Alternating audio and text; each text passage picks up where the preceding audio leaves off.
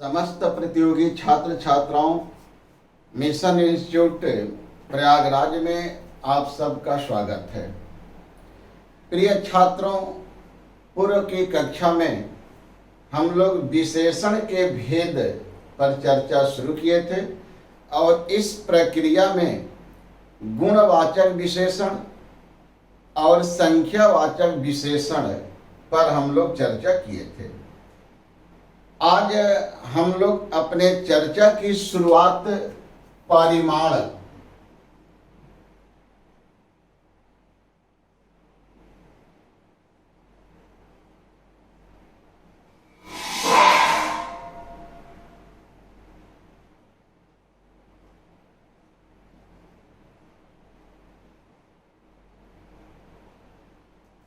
परिमाणवाचक विशेषण से करेंगे और आगे विशेषण संबंधित अन्य बिंदुओं पर भी हम लोग की चर्चा होगी।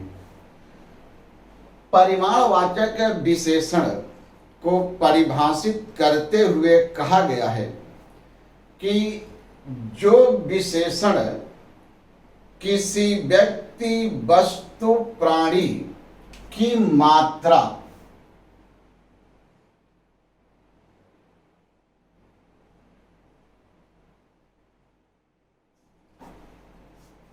का बोध कराते हैं उन्हें परिमाणवाचक विशेषण कहा जाता है। आप इस तरह से भी कह सकते हैं कि जो विशेषण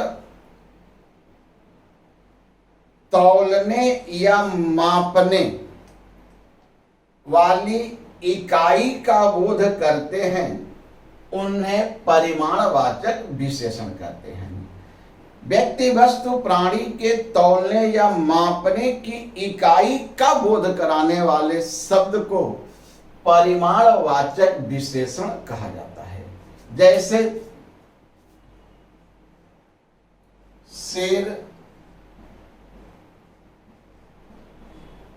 पसेरी,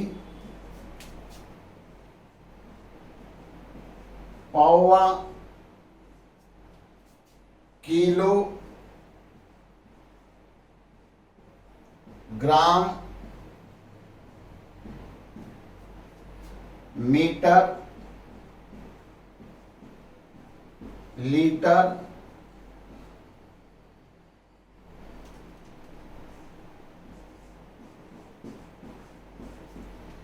किलोमीटर, हेक्टेयर, टन, क्विंटल, मन इत्यादि। अर्थात जो शब्द तौलने और मापने की इकाई का बोध कराते हैं उन शब्दों को परिमाणवाचक विशेषण कहा जाता है। प्रिय छात्रों, यहां से संबंधित एक प्रश्न पर हम लोग विचार करें, क्योंकि कभी कभी आप देखते होंगे कि परीक्षा में एक वाक्य दे करके और उसमें विशेषणों की संख्या पूछ लिया जाता है। तो बच्चे इस तरह के प्रश्नों को हल करते समय अगर ध्यान न दें तो गलतियां होने की संभावना बनी रहती है। जैसे आप एक प्रश्न देखें,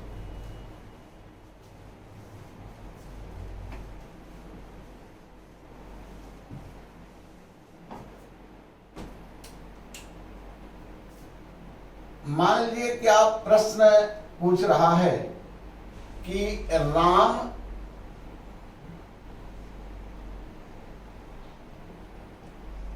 2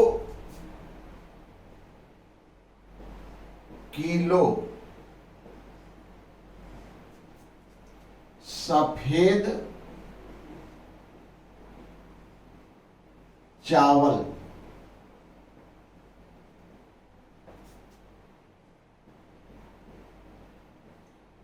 3 किलो दाल,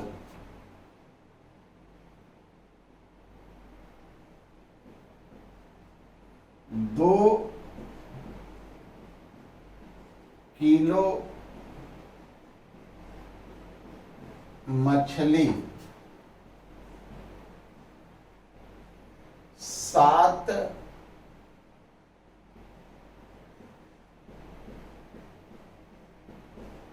जलेबियां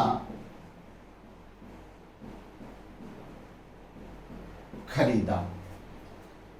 और आपसे प्रश्न पूछता है कि इस वाक्य में कितने विशेषण हैं, और ऑप्शन देता है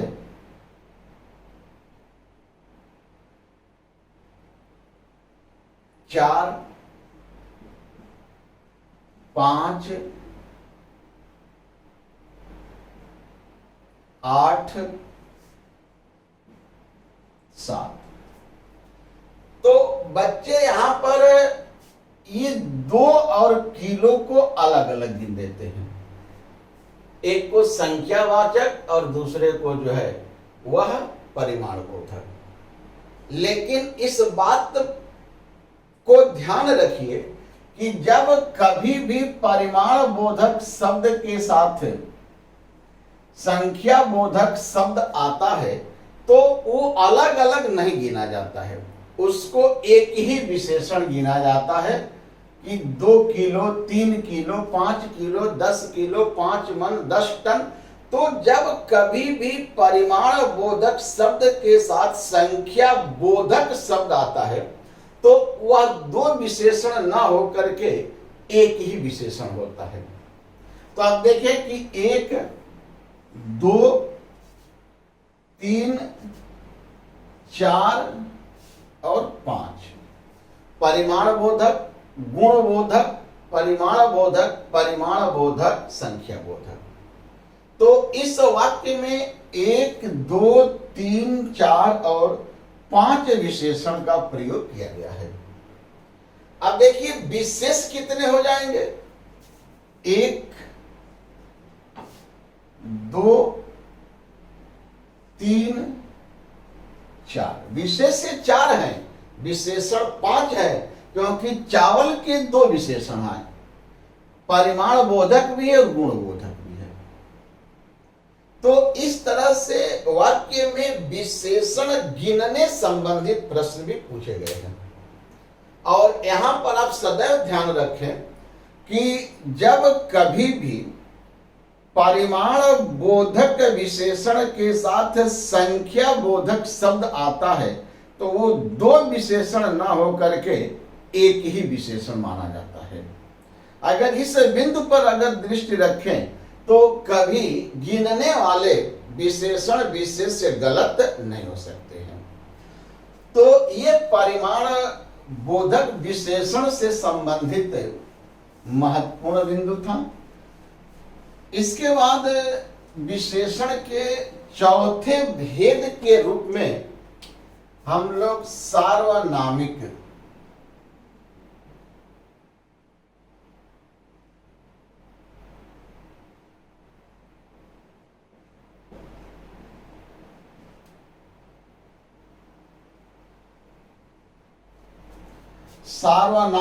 विशेषण पर चर्चा करेंगे। और परीक्षा के दृष्टिकोण से यह अत्यंत ही महत्वपूर्ण बिंदु है। सार्वनामिक विशेषण को परिभाषित करते हुए कहा गया है कि जो सर्वनाम किसी व्यक्ति, वस्तु, प्राणी अर्थात संज्ञा के बारे में कुछ बतलाते हैं, संज्ञा के बारे में कुछ कहते हैं, उन सर्वनाम को सार्वनामिक विशेषण कहा जाता है। कि जो सर्वनाम संज्ञा के बारे में कुछ बतलाते हैं, कुछ कहते हैं, उन सर्वनामों को सार्वनामिक विशेषण कहा जाता है। प्रिय छात्रों, प्रायः सभी किताबों में यह प्राप्त होता है, मिलता है कि मैं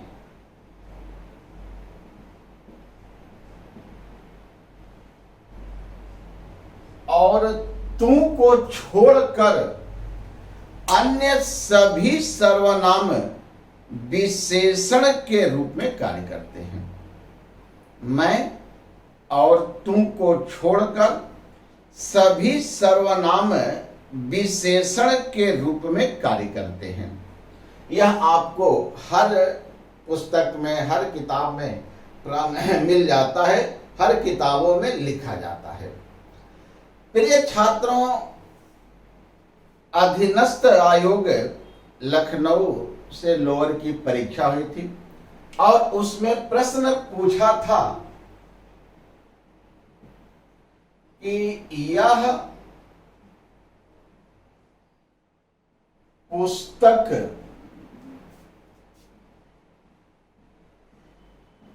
मेरी है। यह पुस्तक मेरी है वाक्य में मेरी क्या है? और ऑप्शन दिया था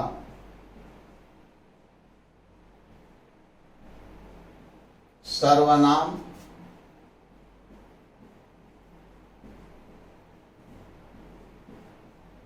विशेषण,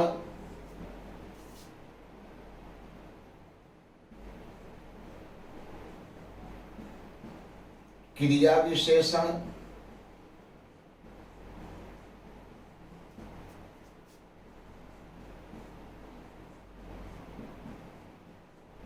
संज्ञा। तो चूंकि मैं और तू का, मैं का रूपांतरण मेरी है और मैं और तू को छोड़कर अन्य सभी सर्वनाम विशेषण का कार्य करते हैं, ऐसा आपको लगभग अधिकांश किताबों में मिल जाएगा और अधिकांश मार्गदर्शक यही बतलाते भी हैं। प्रिय छात्रों, बहुत से छात्र सर्वनाम मार के आए थे और जब आंसर की आई तो उत्तर विशेषण दे दिया। अब वहां पर समस्या उठी कि किताब में तो ये लिखा गया है और कई जगह ये बतलाया भी जाता है, पढ़ाया भी जाता है, लेकिन अगर आपके पास आरपी सिन्हा पटना विश्वविद्यालय के अध्यापक रहे हैं, उनकी किताब हो कि शुद्ध हिंदी कैसे सीखें, तो जरा आप उसे पढ़ें। उसमें स्पष्ट लिखा गया है कि मैं और तू का संबंध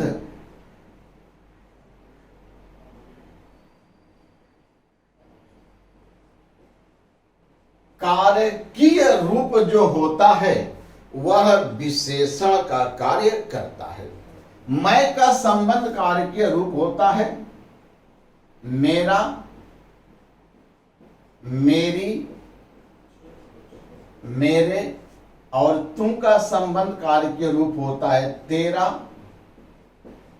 तेरी, तेरे। तो ये मेरा, मेरी, मेरे और तेरा, तेरी, तेरे, ये जो है मैं और तू का संबंध कारकीय रूप है और ये विशेषण के रूप में कार्य करते हैं, क्योंकि मेरी शब्द पुस्तक के बारे में बतला रहा है कि जो पुस्तक है वो मेरी है और किसी की नहीं है। तो इस तरह इसका उत्तर जो आया था सही विशेषण आया था, ये सर्वनाम नहीं है। तो हमेशा ध्यान रखना है कि मैं और तू का संबंध कारकीय रूप जो होता है वो विशेषण के रूप में कार्य करता है, बाकी मैं और तू का अन्य कारकीय रूप विशेषण की तरह कार्य नहीं करता है। तो यहां पर सर्वनामिक विशेषण के अंतर्गत ये महत्वपूर्ण बिंदु आपके समक्ष प्रस्तुत किया गया। जो सार्वनामिक विशेषण हैं, सार्वनामिक विशेषण के दो रूप होते हैं।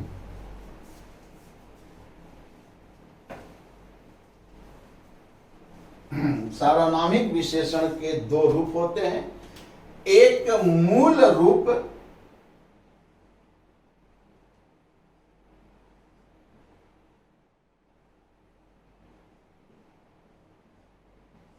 और दूसरा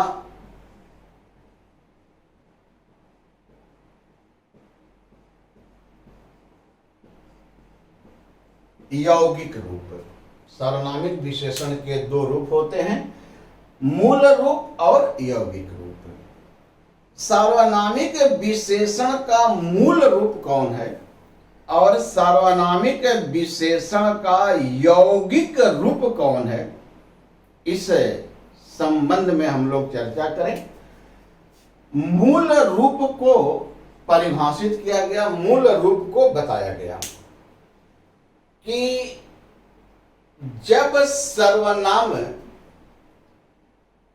बिना रूप बदले संज्ञा के साथ आता है तो उस रूप को सार्वनामिक विशेषण का मूल रूप कहा जाता है। अर्थात जब सर्वनाम अपने मूल रूप में किसी भी संज्ञा के साथ आता है तो उसे सार्वनामिक विशेषण का मूल रूप कहा जाता है। जैसे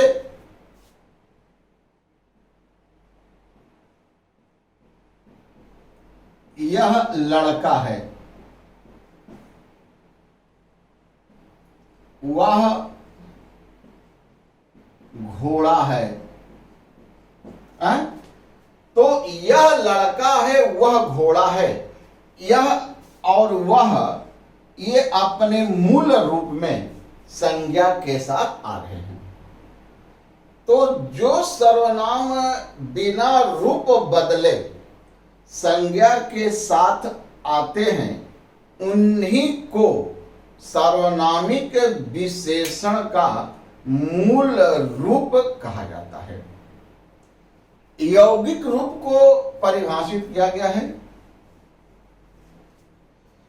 कि जो सर्वनाम रूप बदल कर संज्ञा के साथ आते हैं उन्हें सार्वनामिक विशेषण का यौगिक रूप कहा जाता है। अर्थात सर्वनाम जब रूप परिवर्तित करके संज्ञा के साथ आते हैं तो उस रूप को यौगिक रूप कहा जाता है। प्रिय छात्रों, जब सर्वनाम यौगिक रूप में आता है तो वह परिमाण बोधक, गुण बोधक और संख्या बोधक तीनों तरह के विशेषण का कार्य करता है। कैसे करता है, आइए देखते हैं। इसको आप एक चार्ट बना लीजिए। सर्वनाम,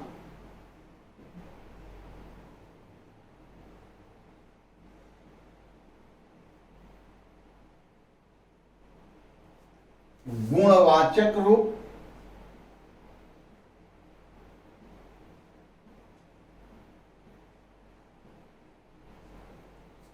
परिमाणवाचक रूप,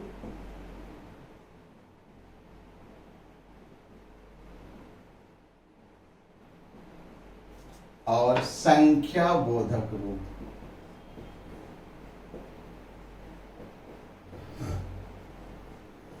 ये तीनों रूप में जो है यौगिक रूप जो है कार्य करता है। देखिए, यह सार्वनामिक विशेषण का मूल रूप है। जब यह का प्रयोग गुणवाचक विशेषण के रूप में किया जाता है तो इसका रूप बदलकर ऐसा हो जाता है, और जब यह का प्रयोग परिमाण बोधक सर्वनाम के विशेषण के रूप में किया जाता है तो इसका रूप बदलकर इतना हो जाता है। जब यह का प्रयोग संख्या बोधक विशेषण के रूप में किया जाता है तो इसका रूप बदलकर इतने हो जाते हैं। तो यह मूल सर्वनाम है, ऐसा गुण इसका यौगिक सर्वनाम है गुणवाचक, इतना यौगिक सर्वनाम है परिमाणवाचक, इतने यौगिक सर्वनाम है संख्या बोधक। इसी तरह से वह का वैसा, उतना, उतने रूप बनता है। इसी तरह से जो का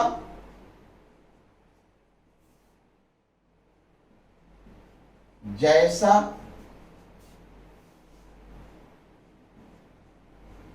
जितना,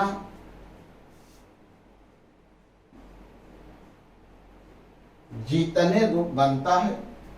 इसी तरह से कौन का कैसा, कितना,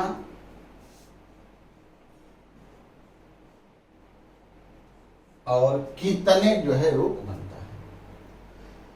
तो ये जो है यौगिक सर्वनामिक विशेषण है और यौगिक सर्वनामिक विशेषण गुणवाचक, परिमाणवाचक और संख्या बोधक तीनों होता है। यह का गुणवाचक रूप ऐसा होता है, यह का परिमाण बोधक रूप इतना होता है और यह का संख्या बोधक रूप इतने होता है। तो ये जो है यौगिक सर्वनामिक विशेषण है। अब यहां से थोड़ा सा प्रश्न कैसे बनते हैं और ये कब संज्ञा के रूप में कार्य करते हैं, इस पर हम लोग ध्यान दें।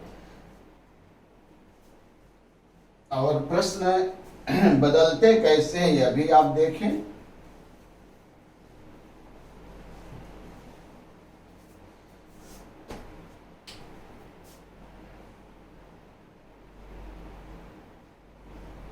जैसा देश,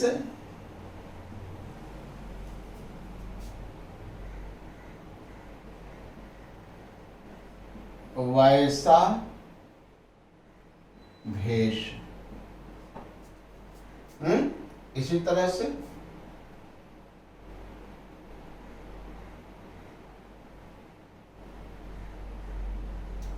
इतना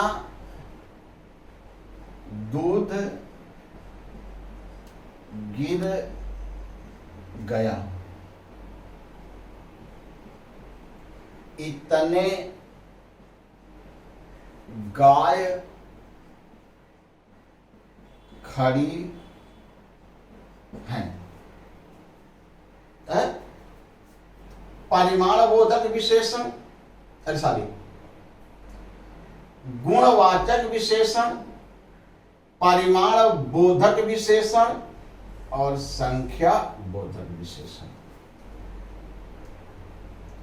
यहां पर एक बात विशेष रूप से ध्यान देने योग्य है कि जब यौगिक सार्वनामिक विशेषण के साथ विशेष्य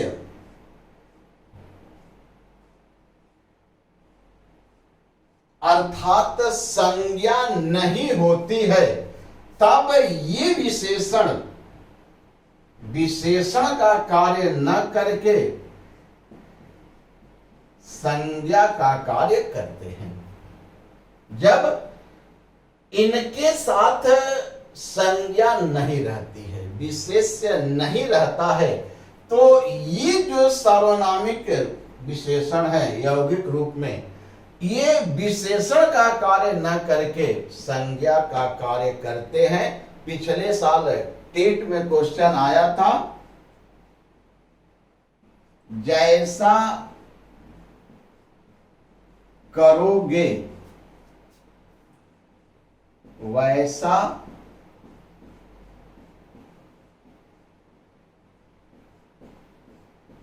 पाओगे। में जैसा क्या है? जैसा करोगे वैसा पाओगे में जैसा क्या है? तो प्रिय छात्रों, इस वाक्य में जैसा वैसा जो है ये संज्ञा है, विशेषण नहीं है, क्योंकि इनके साथ सीधे क्रिया आ रही है, इनके साथ जो है संज्ञा नहीं आ रही है। इसी तरह से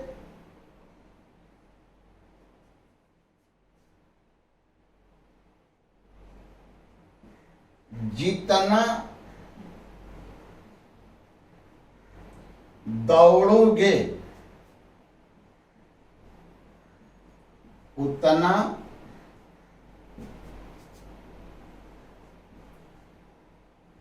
थके, जितना दौड़ोगे उतना थकोगे। जितना दौड़ोगे उतना थकोगे। तो आप देख रहे हो कि जितना उतना के बाद विशेष संज्ञा न आकर के दौड़ना और थकना क्रिया का रूप आ रहा है, और इसलिए यहां पर जितना और उतना ये दोनों शब्द संज्ञा है, सार्वनामिक विशेषण नहीं है। अगर इस चीज को न जाना जाए तो ये प्रश्न गलत हो सकते हैं, क्योंकि ये कब विशेषण होगा और कब संज्ञा होगा। बस इतना दिमाग में रखिए कि जब यौगिक सार्वनामिक विशेषण के साथ संज्ञा नहीं होती है तो वह स्वयं संज्ञा के रूप में प्रयोग होते हैं, और जब संज्ञा होती है तो वह विशेषण के रूप में प्रयोग होते हैं। एक चीज और यहां पर ध्यान देने योग्य है,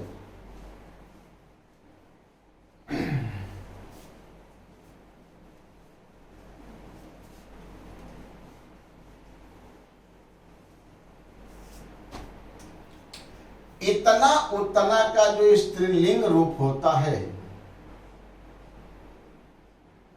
इतनी, उतनी,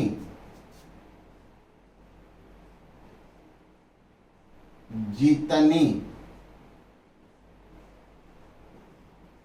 कितनी,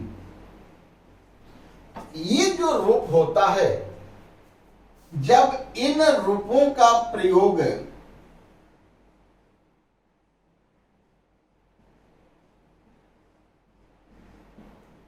स्त्रीलिंग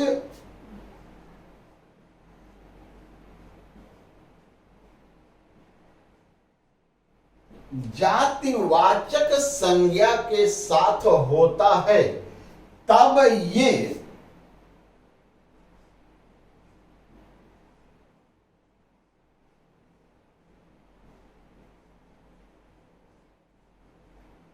संख्या बोधक विशेषण होते हैं। और जब इतनी, उतनी, जितनी, कितनी का प्रयोग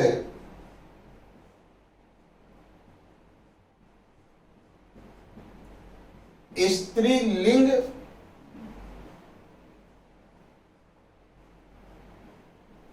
द्रव्यवाचक या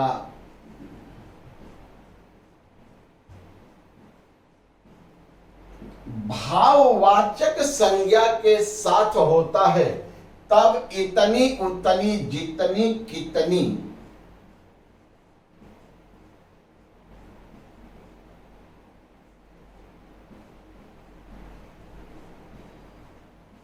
परिमाण बोधक विशेषण होते हैं।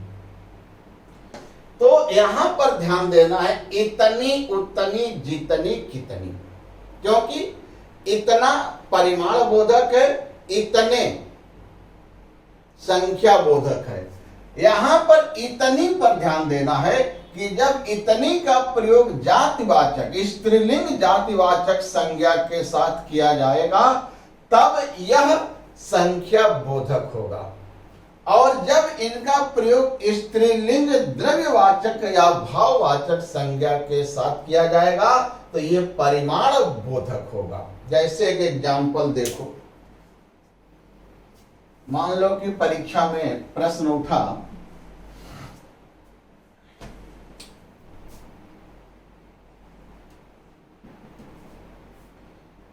कि जितनी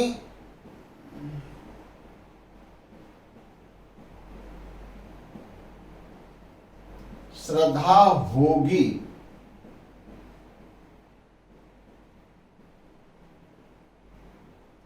उतनी ही कृपा होगी। इस वाक्य में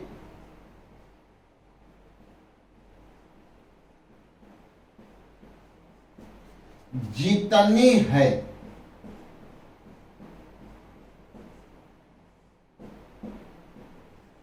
ये मान लो कि प्रश्न पूछा कि जितनी श्रद्धा होगी उतनी ही कृपा होगी। इस वाक्य में जितनी है और ऑप्शनल दे रहा है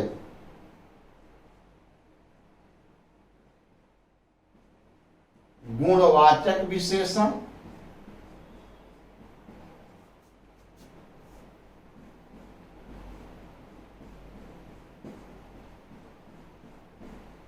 सार्वनामिक विशेषण,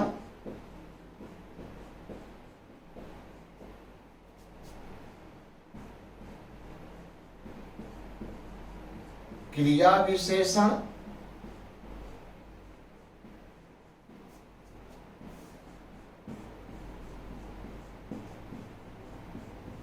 परिमाण बोधक विशेषण। और इस नियम को अगर नहीं जान रहे हो तो नाक रगड़ के मर जाओ, सही नहीं हो सकता है। क्योंकि श्रद्धा भाववाचक संज्ञा है। और अभी आप पढ़ के आए हो कि जब जितनी, इतनी, उतनी, जितनी, कितनी का प्रयोग द्रव्यवाचक या भाववाचक संज्ञा के साथ होगा तो ये जो है परिमाण बोधक विशेषण होंगे। और जब जितनी, इतनी, कितनी, उतनी का प्रयोग स्त्रीलिंग जातिवाचक संज्ञा के साथ होगा तो ये संख्या बोधक होंगे। तो इसका उत्तर है परिमाण बोधक विशेषण। अब जो नहीं जानेगा सर्वनामिक विशेषण भी मार के आ सकता है, क्रिया विशेषण भी मार के आ सकता है, कुछ भी मार सकता है। तो ये इतनी, उतनी, जितनी, कितनी से संबंधित महत्वपूर्ण बिंदु है कि ये कब परिमाण बोधक होंगे और कब जो है ये संख्या बोधक होंगे। तो ये विशेषण के चार भेद हम लोग जो है देखे कि कौन से शब्द गुणवाचक विशेषण है, कौन से शब्द संख्या बोधक विशेषण है, कौन से शब्द परिमाण बोधक विशेषण है और कौन से शब्द सार्वनामिक विशेषण है। इसके अतिरिक्त विशेषण का वर्गीकरण प्रयोग के आधार पर भी किया गया है, तुलना के आधार पर भी किया गया है। प्रयोग के आधार पर विशेषण को कितने वर्गों में विभाजित किया गया है, तुलना के आधार पर विशेषण को कितने वर्गों में विभाजित किया गया है, इसकी चर्चा हम लोग अगले क्लास में करेंगे। प्रिय छात्रों, आज की कक्षा अगर आपको अच्छी लगी हो, ज्ञानवर्धक लगी हो तो आप लोग इसे अधिक से अधिक लाइक करें, सब्सक्राइब करें और मिशन इंस्टीट्यूट प्रयागराज को सब्सक्राइब करें ताकि अधिक से अधिक लोगों को मिशन इंस्टीट्यूट के माध्यम से ज्ञानवर्धक चीजें पहुंचाई जा सके। जय हिंद, जय भारत।